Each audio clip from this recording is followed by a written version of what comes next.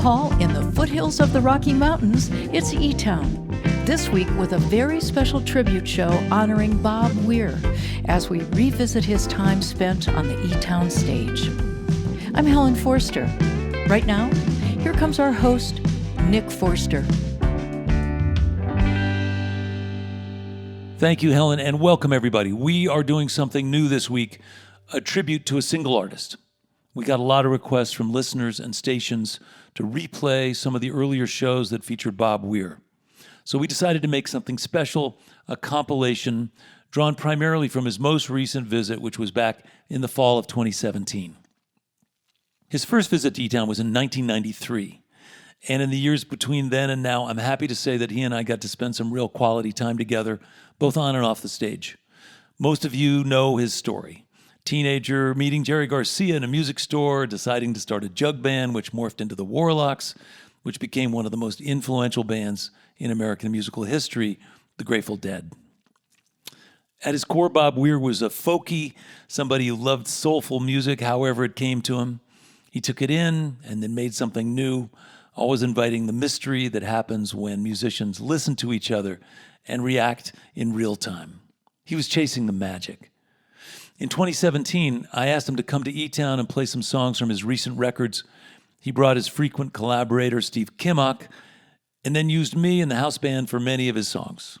He was loose, happy, among friends. We're going to share his songs and my conversation with him, which was a nice long one that took place on stage. But we're going to start out with a solo cowboy song that he loved. Here's Blue Mountain from 2017, Bob Weir on stage at eTown.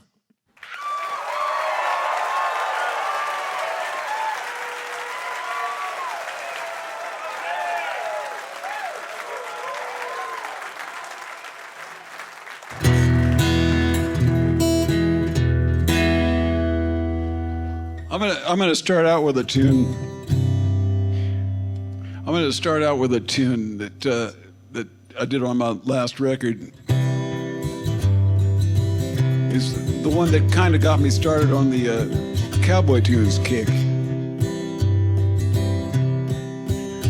Now imagine yourself like 50 or 60 years ago in a bunkhouse in Wyoming or somewhere like that, and a bunch of old cowpokes who'd grown up before the era of radio.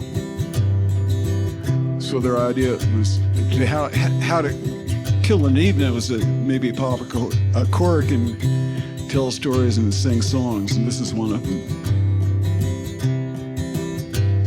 Blue Mountain, your azure deep. Blue Mountain, your sides are steep. Blue Mountain with a horse head on your side. You've stolen my love to keep. You've stolen my love to keep. Well, I was born in a manger in Texas. The pintos and paints all come round. My days there were troubled and reckless. All the bad news I looked for I found. So I welcome north in down in Texas for reasons you won't want to know. So I roped and I broke and I rambled to where the sage and the pinyon grow.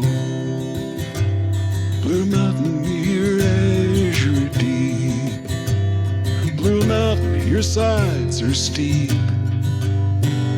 Blue Mountain with a horse head on your side. You've stolen my love to keep. You've stolen my love to keep. And now I rope with a little out of Go Gordon. I drank at the Blue Goose Saloon. And I dance all night with the Mormon girls. Ride home my way lit by the moon. Oh, here is the snake in the rainbow, and here is the balsam and bough, and here are the ladders of light up to heaven. But Blue Mountain is all I need now. Blue Mountain, your azure deep. Blue Mountain, your sides are steep. Blue Mountain with a horse head on your side. You stolen my love to keep. You stolen my love to keep. So what kind of cut purse is the evening to scatter her diamonds behind? We're all giving the first and the last love, and Blue Mountain will be most of mine. Blue Mountain, your azure deep. Blue Mountain, your sides are steep. Blue Mountain with a horse head on your side. You stolen my love to keep. You stolen my love to keep. You stolen my love to keep. Well, thanks.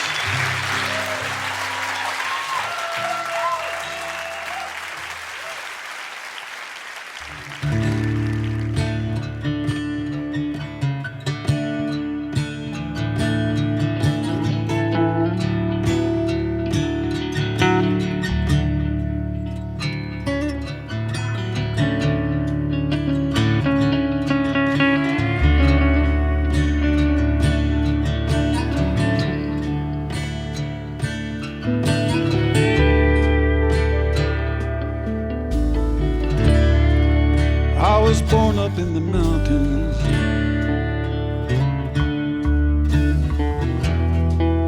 raised up in a desert town.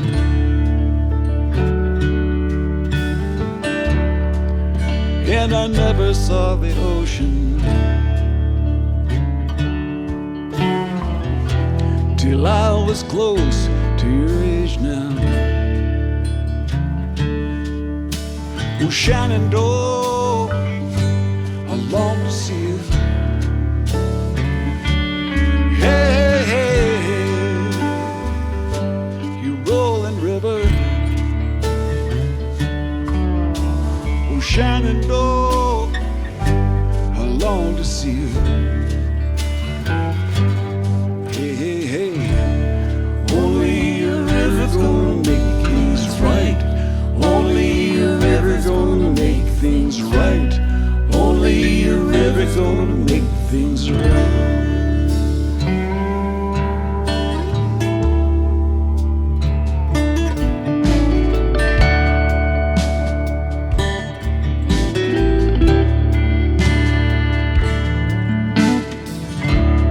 I'm going back to San Angelo.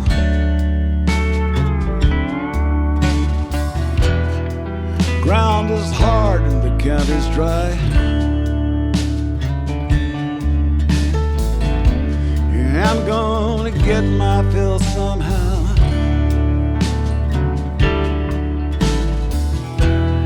Rivers of corn and wheat and white.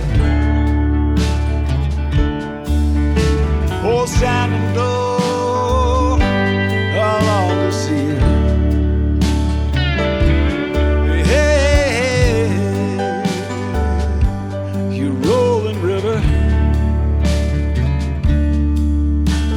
Shenandoah, I long to see you. Hey, hey, hey, only your river's gonna make things right. Only your river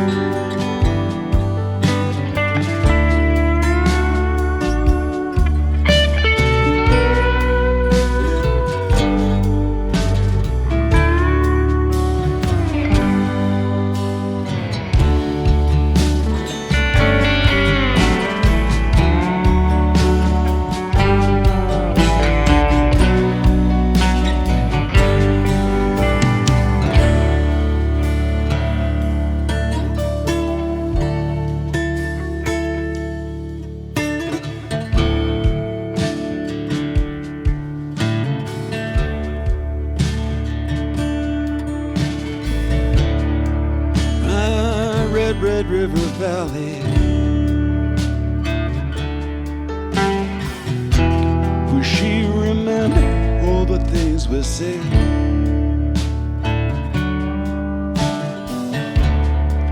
Well, what's the chance she'll remember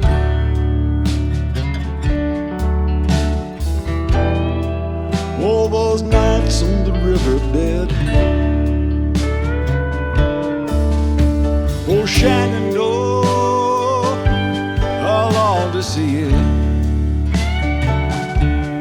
Hey, hey,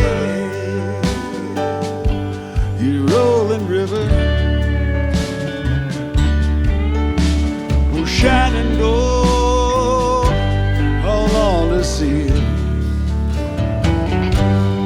Hey, hey, hey, only a river's gonna make things right. Only a river gonna make things right.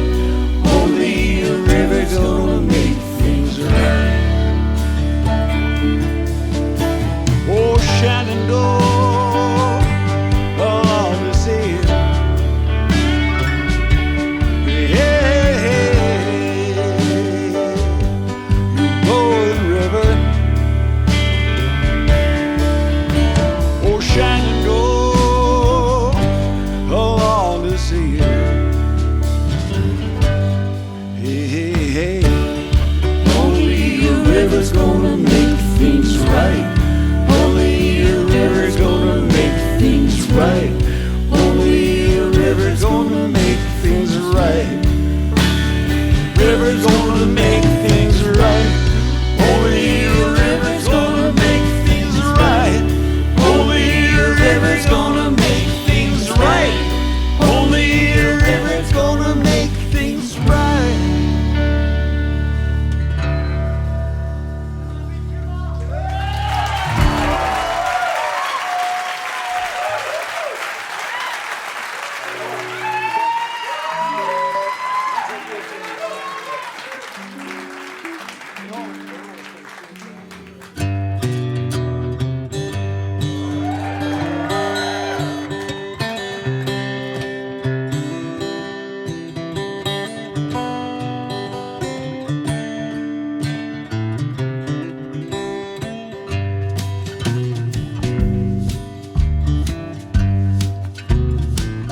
If my words did glow with the gold of sunshine, and my tunes were played on the harp unstrung, won't you hear my voice come through the music? Would you hold it near as it were your own? It's a hand-me-down. The thoughts are broken, perhaps they're better left unsung. Well, I don't know, don't really care. Let there be songs to fill the air. Ripple in still water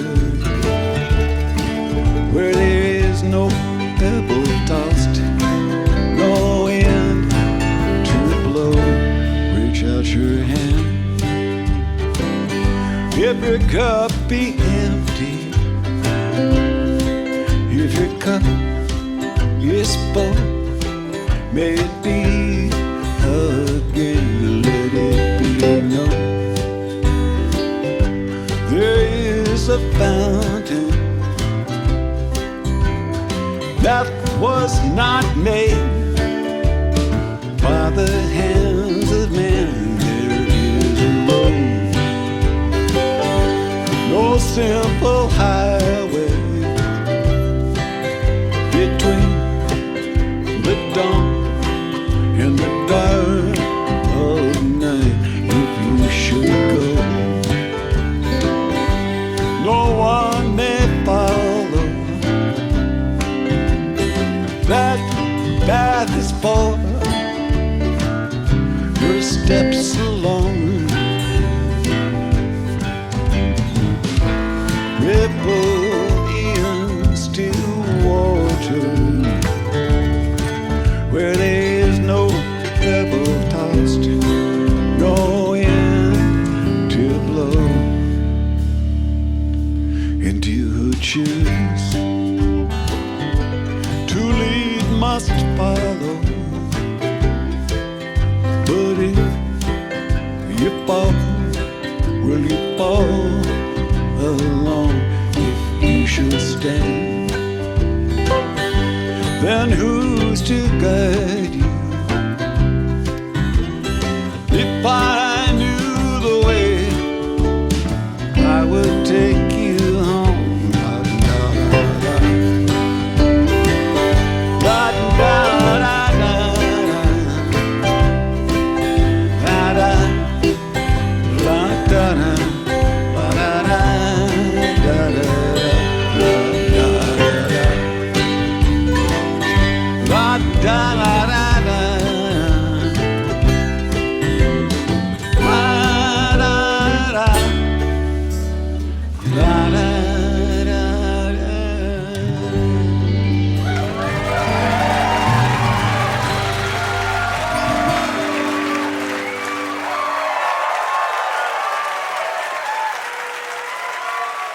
That's Bob Weir playing the classic Ripple, along with Steve Kimmock, the eTones with me and Helen.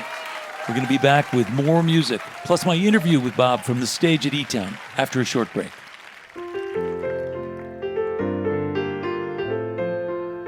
Your visit to eTown is made possible in part by the Scientific and Cultural Facilities District, or SCFD, one of the largest cultural funding mechanisms in the United States, supporting nearly 300 organizations in the greater Denver, Colorado area. Hey, did you know that there are over 3,000 videos on the eTown YouTube channel? All for your viewing pleasure. You can also subscribe to that channel if you'd like to visit both our past and latest video offerings. You're listening to eTown.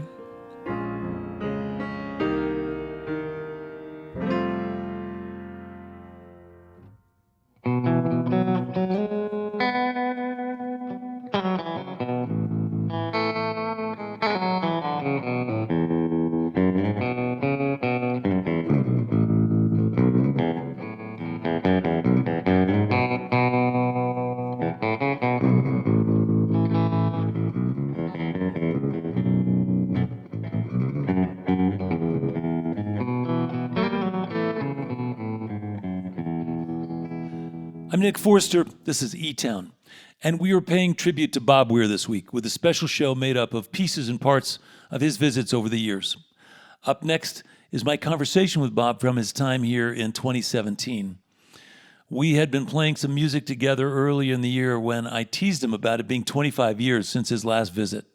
He didn't forget that conversation. He showed up on a warm fall day to play in our small theater, only 225 seats, not his usual venue. But we're going to go back to that day here in Boulder and listen to my chat with Bob Weir. Welcome back, Bob Weir. It's been a long time since you've been on eTown. I think It's like 25 years or something. So something like that. Yeah, too long. Glad to have you back. Let me also say you are an underrated guitar player. You know, you've been in a band with these flashy guitar players, and you know, you're solid and good in that way that very few people are. We got to hear a couple songs from your new record, which is called Blue Mountain, kind of a collection of cowboy songs. Is that music that you paid attention to when you were a little kid, like cowboy movies and cowboy songs? Well, you know, it's a story that I've told before, but when I was 15, I thought it would be a terribly romantic thing to do to run away and be a cowboy, so I did. And so, I found myself on a ranch in west central Wyoming with a bunch of old boys who they'd grown up without radio before radio had gotten that far. So singing songs and telling stories was what you did at night.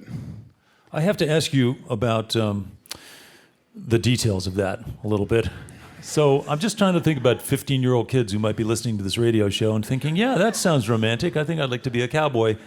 How did you actually manifest that? Did you just tell your parents that, by the way, I'm taking off and I'm going to go and hitchhike to Wyoming? Or how did you find yourself on a ranch in Wyoming?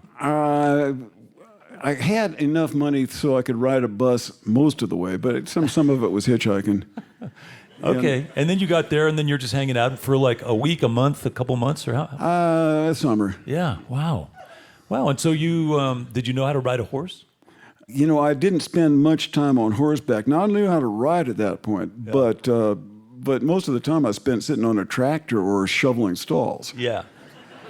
Baling hay and, yeah. Well, that's cool, but you got exposed to the cowboy culture, and as you say, this was sort of no radio. You're out there just singing songs and telling stories. Yeah. Well, I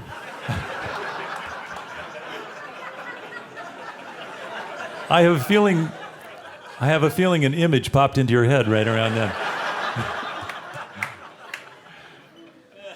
But you were already probably kind of a folkie by that point, right? Yeah, I was a budding folkie. Yeah. But I was aware that this is true American folk music, the kind that you don't hear on the radio because it's not, it wasn't cool. Cowboy tunes weren't cool at that point. But, right. That first one, Blue Mountain, I think that was written back in the 20s by some guy. I rewrote it with Josh Ritter a little bit. Maybe a minor chord here where it might not have been, but it might have been. You couldn't really tell, and had a little bit of liberty with the lyric as well. Yeah, I think wasn't it Hal Cannon who kind of helped resurrect that song from an oral tradition into a thing. It was cool. That's a beautiful song.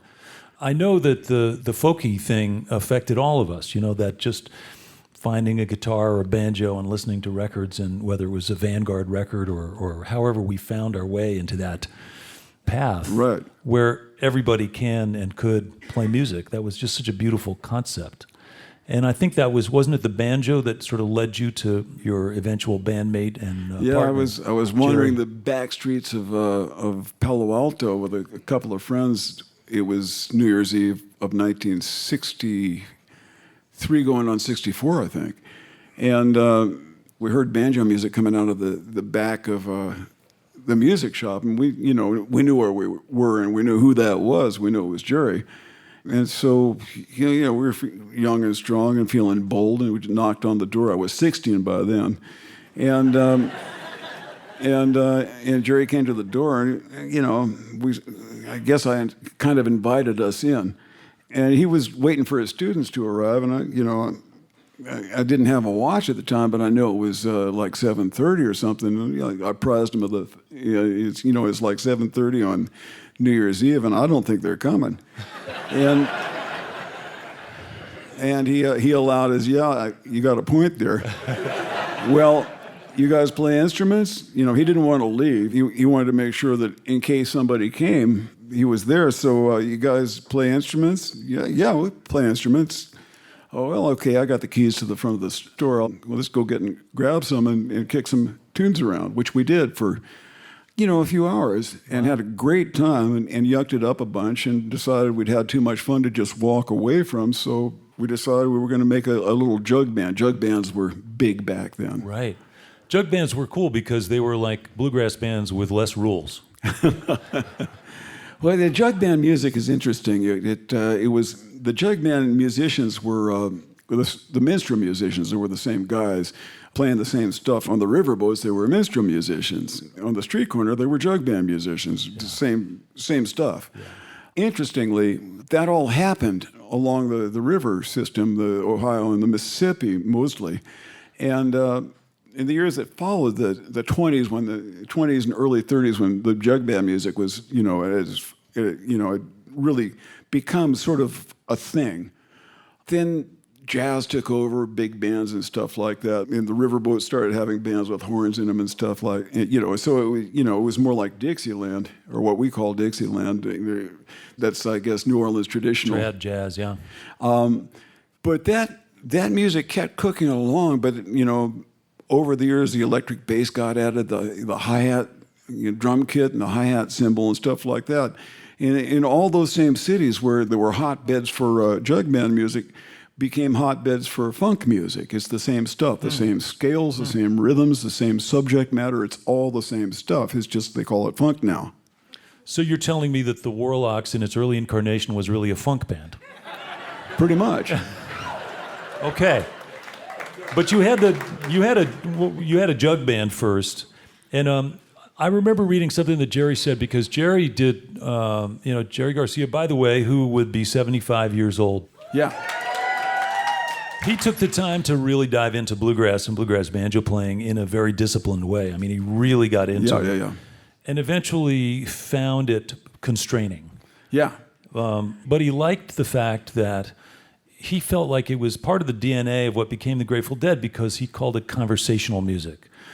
Does that resonate for you? Does that sound... Yeah, it's back and forth. There were a lot of trade and fours and support lines and all that kind of stuff. That exists in other schools of music, but he found it. He really, he located those strains in bluegrass music and was able to embody that. And it became apparent that he was playing. It became apparent to a 16-year-old kid that he was playing a line that needed support. He didn't even say it. He was just, the way he played it, it needed support, so I'd play the support line.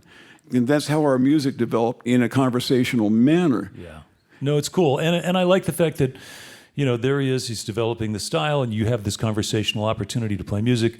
He doesn't feel like the bluegrass scene is free enough because it's got too many rules.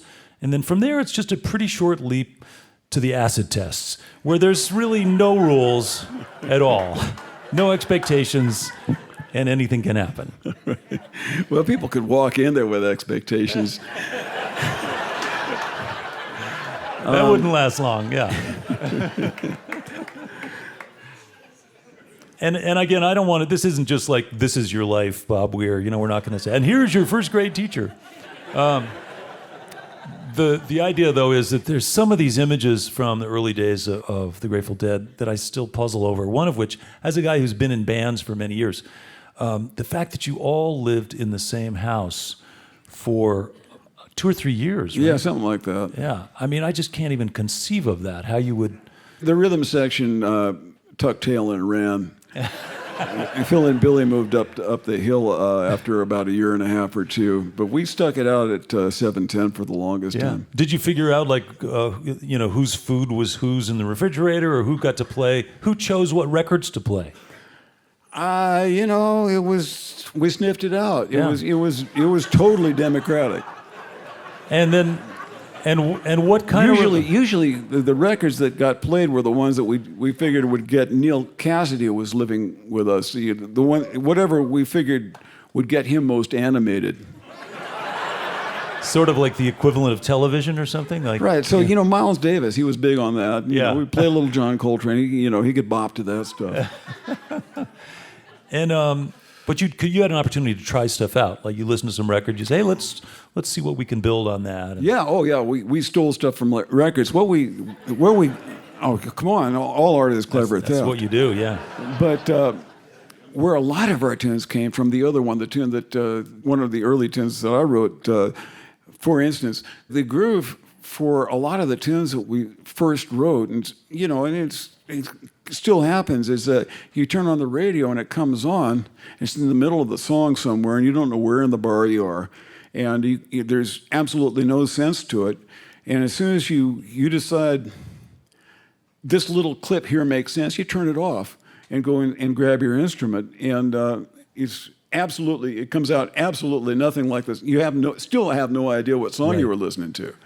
It's like the musical equivalent of M.C. Escher, where you just you don't know where it begins or ends, but you snatch a little piece of it and have an experience.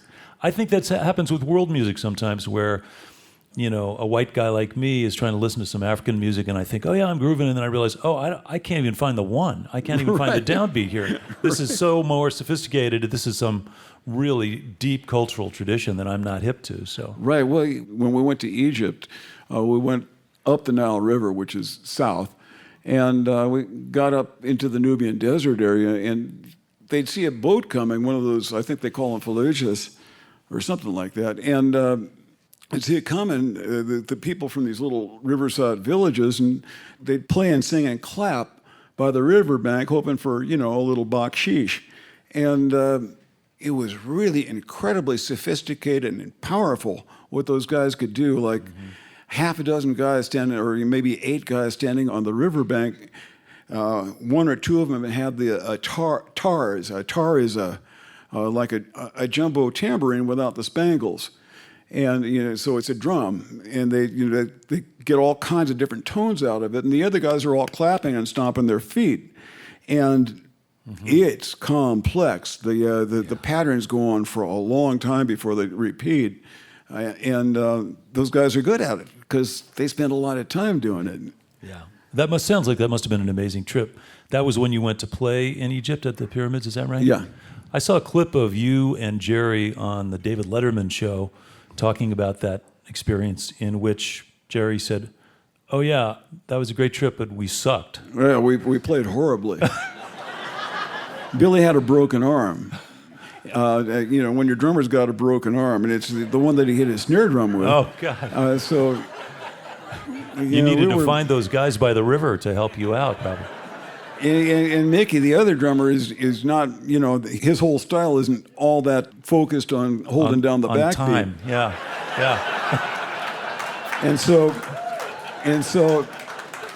that plus the fact that the electricity in Egypt at that time, it was on again, off again, on again, off again. So we didn't get much of a chance to sound check because we get there and sound check and we'd get 2 or 3 bars into a tune and everything went dead. Oh wow! And well, the pictures were amazing. Yeah. Well, there was a moment there. The evening of one of the sound checks, while the guys were messing with the stage equipment, I took a little walk around the amphitheater there, and the amphitheater is thousands of years old. It's right at the foot of the Sphinx. The Sphinx is right at the foot of the Great Pyramid. And so I'm wandering around, and I guess I got the geometry right. I got lined up so that the Great Pyramid, I think the head of the Chephren, the middle pyramid, or the point of that was directly in line with, right between the ears of the Sphinx. And I had a moment where everything sort of went... I felt a timelessness about it. It was, everything sort of reverberated, off to my left, off to my right, but barbershop mirrors forever. And so the next night, I sort of slapped myself and said, "That's remarkable," and went on about my evening. The next night we go on and it's dusk. The house lights go down. It's outdoors, but there were lights in the amphitheater, and they go down. We come on stage. The stage lights come up, and we're the warmest, brightest thing for miles. And it's right there by the river, by the Nile, and you don't think about it because it's a desert. You don't think about mosquitoes, but oh boy, they got them. Wow. And I looked at my arm, and it was covered with mosquitoes, and I brushed it off. And then the other one, by the time I was done brushing the other one off, the first arm was covered with mosquitoes again. And I'm thinking, okay, welcome to hell. Yeah. And then this dark form flew by my head.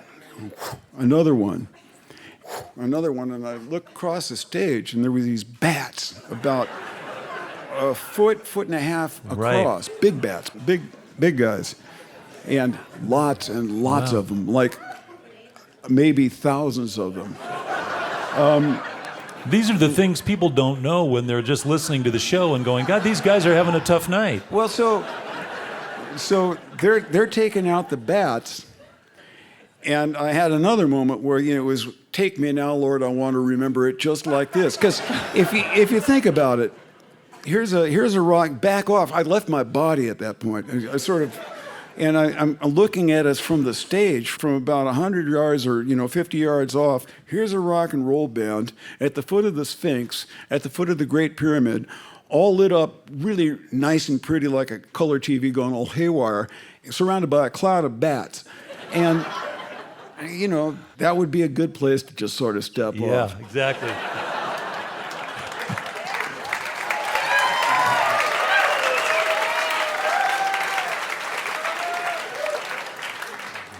Hence the title of the documentary, What a Long, Strange Trip It's Been. Because there's lots of stories like that. Yeah. Like playing at Woodstock and getting shocked every time you hold your guitar. Right, yeah. I mean, it was just amazing stuff. But just talking about the music and talking about your guitar playing, I know Keith Richards has talked about the art of having two electric guitars in a rock and roll band. Right. And how it's pretty hard. Yeah, it's pretty hard to do. Did you naturally fall into the role, you and Jerry, of finding how that worked? Or did you have to sort of like try this, work on this? Just sort of how you heard the pulse of the songs? A little of both. We both listened to the same stuff because we were living in the same house. And so there was one good sound system in there. And so we were listening to the same stuff and talking about it. And, for instance, I'd listen to McCoy Tyner supporting John Coltrane, playing with the tonality, playing with, he was just sort of feeding Coltrane stuff to work off of. And nobody does that. Why does nobody do that? I got to do that. And, because nobody does it on guitar. A lot of people do it on piano.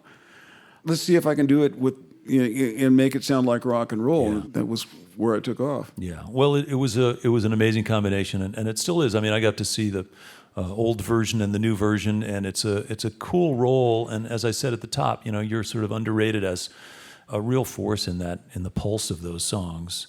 And I know from spending time with you that you are still a guy who just loves to play music.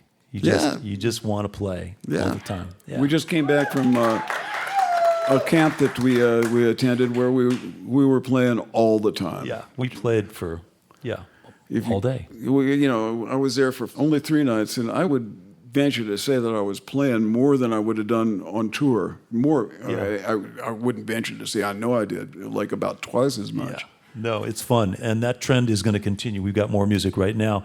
So thanks for coming. Thanks for coming back. Thanks for being a part of this, especially here at eTown Hall. And let's get back to music. Welcome back, if you would, Bob Weir.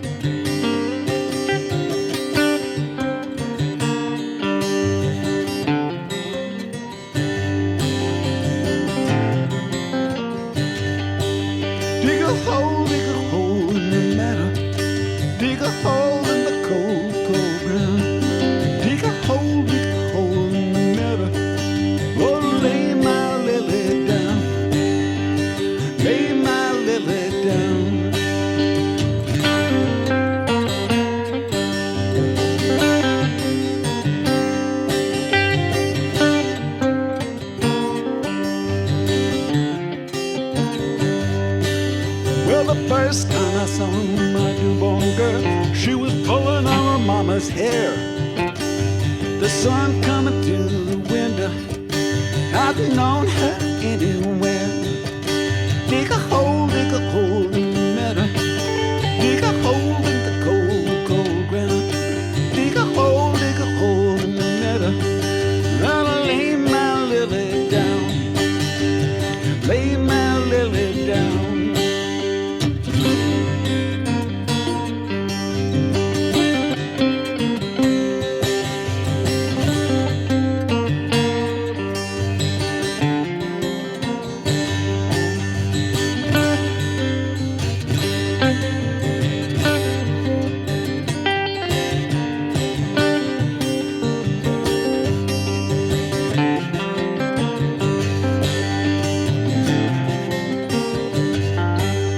Wake up, my sleeping child. Come and learn to laugh at hell. 'Cause the barrel fire in your daddy's blood runs in your veins as well. Dig a hole in the meadow. Dig a hole in the cold, cold ground. Dig a hole in the meadow. I'll lay my lily down. Lay my lily down.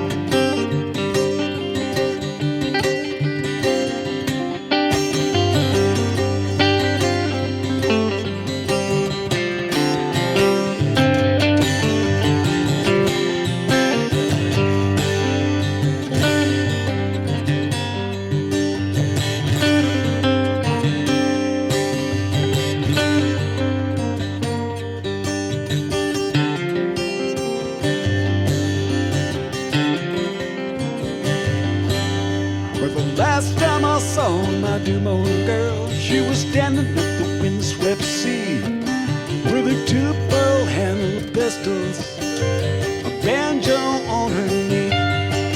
Dig a hole in the meadow. Dig a hole in the cold ground. Dig a hole in the meadow. Oh, lay my lily down. Dig a hole in the meadow. Dig a hole in the cold ground.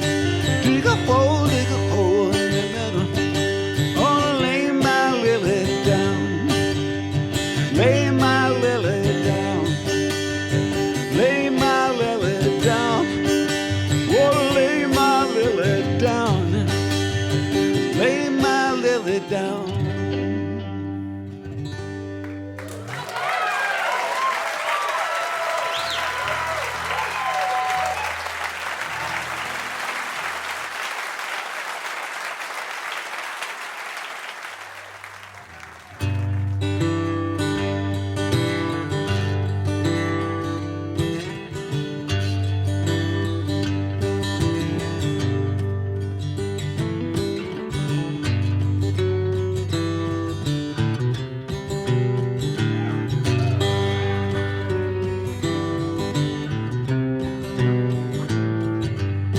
Hollied out from Reno, past 12 by 20 hounds. Didn't get to sleep last night till the morning come around. Sit up, run, but take my time. Friend of the devil is a friend of mine. If I get home before daylight, I just might get some sleep tonight.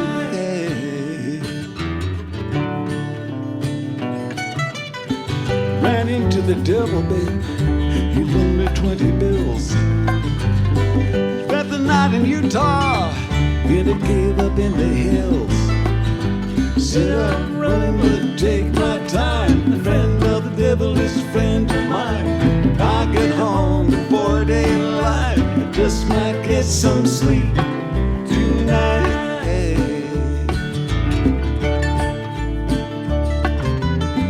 Ran down to the levee, babe. The devil caught me there. Took my $20 bill. It vanished in the air. Sit up, run, but take my time. The friend of the devil is a friend of mine. If I get home before daylight, just might get some sleep tonight.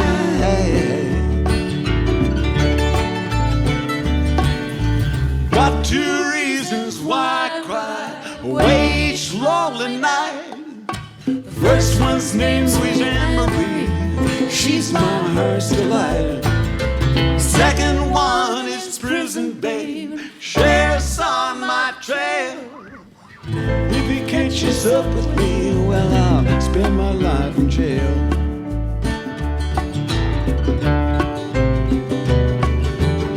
I got a wife in Chino, babe, one in Cherokee. First one says she got my child, but it don't look like me. Sit up, run, but take my time. Friend of the devil is a friend of mine.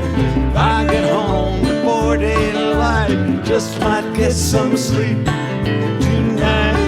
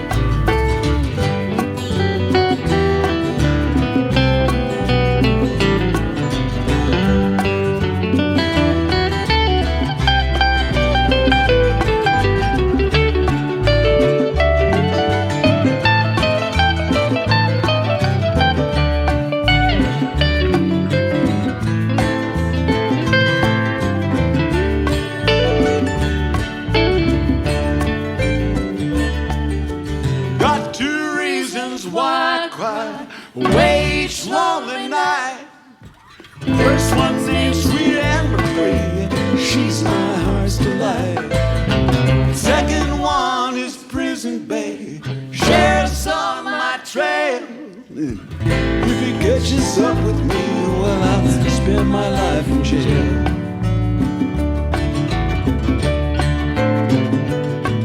You can borrow from the devil, babe. You can borrow from her friend. Devil give you $20 bill, your friend he only got 10. Sit down, run, but take my time. Friend of the devil is a friend of mine. If I get home before daylight, just might get some sleep tonight.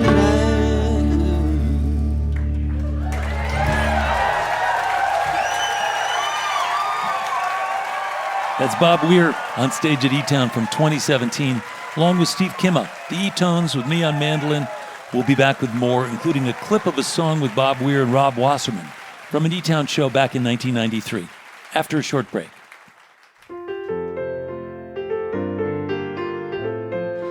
Your visit to eTown is made possible with support from the Sage Foundation, the Cielo Foundation, the Scintilla Foundation, the City of Boulder's Office of Arts and Culture, and our members, our citizens, and our listeners like you. You're listening to eTown.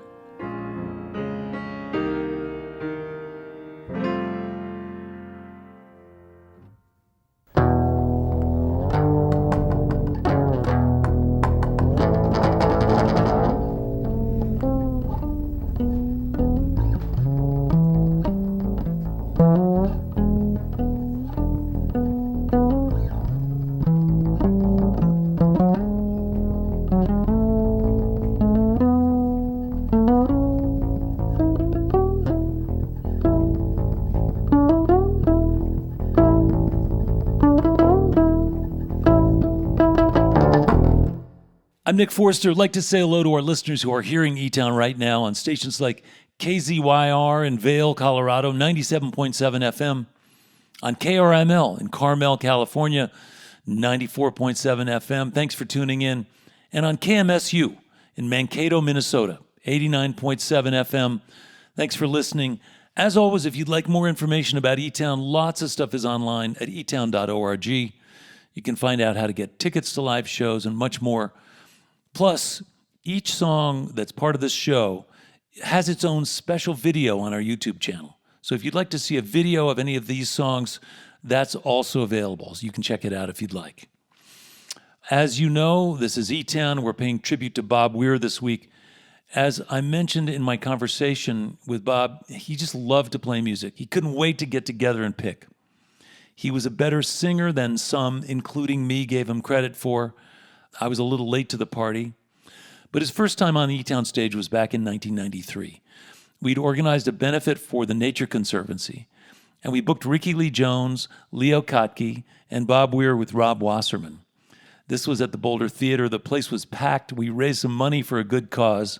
Here's a little section of a song that features Bob with Rob Wasserman, showing just how much of a groove they could make with acoustic guitar and bass.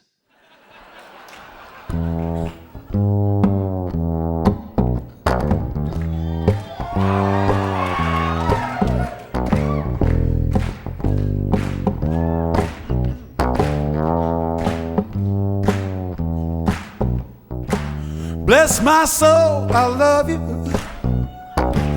Bless my soul, I care. And when you put your arms around me, I get the feeling that's so hard to bear. You give me fever when you kiss me, fever when you hold me tight, fever in the morning and fever all through the night.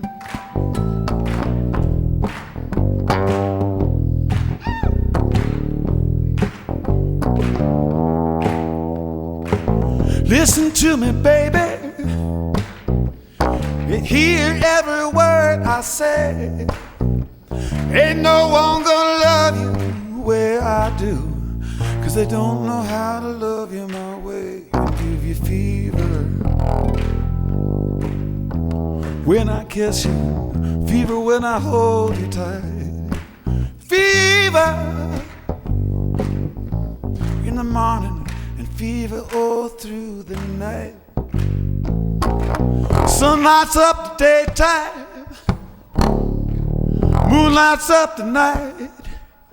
My eyes light up when you call my name, 'cause I know you're gonna treat me right and give me fever.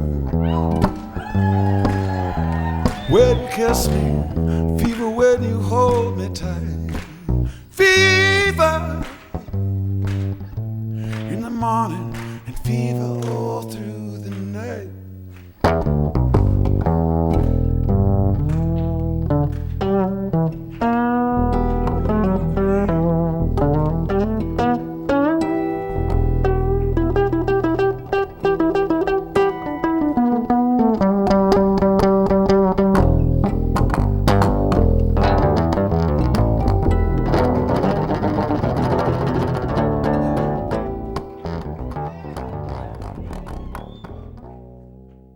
Rob Wasserman was such a good and adventurous bass player. I met him at the Telluride Bluegrass Festival when he was in David Grisman's band back in some time in the past. All right, so there's obviously no way that this show represents even a fraction of the musical output or energy of Bob Weir's career, but we are happy to be able to share with you a few snapshots of what he did on our stage over the years. He lived well. He lived the life he chose and helped to create. He was ready for the next chapter, what he called Where the Adventure Begins. So we're going to leave you with a part of another song that he loved to play. This one with everybody. That included Steve Kimmock and our band at the time, longtime drummer Christian Thiel, longtime keyboard player Ron Jolly, and our longtime bass player, the late, great Chris Engelman. We miss him.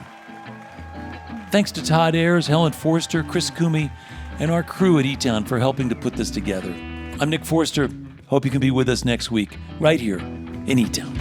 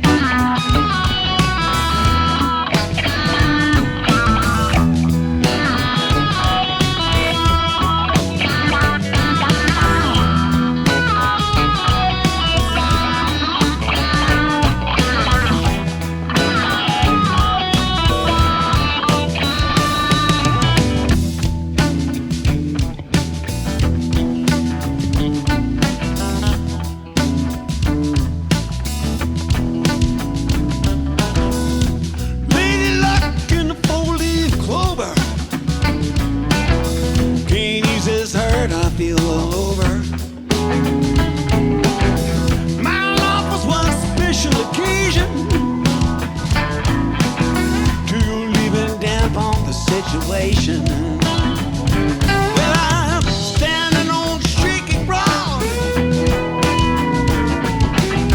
Ever since you put me down. Well, standing on shaky ground. Ever since you put me down.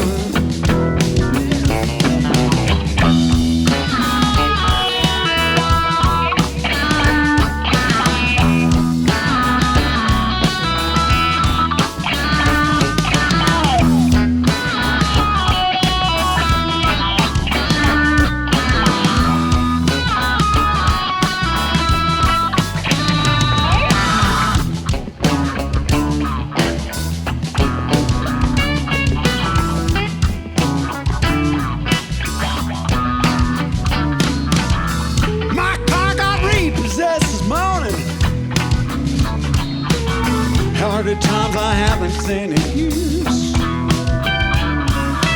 Girl, you thought threw me a life preserver, 'cause I'm bound to drown in my own tears. Now I'm standing on shaky ground. Ever since you put me down. Well, standing on shaky ground. Ever since you put me down.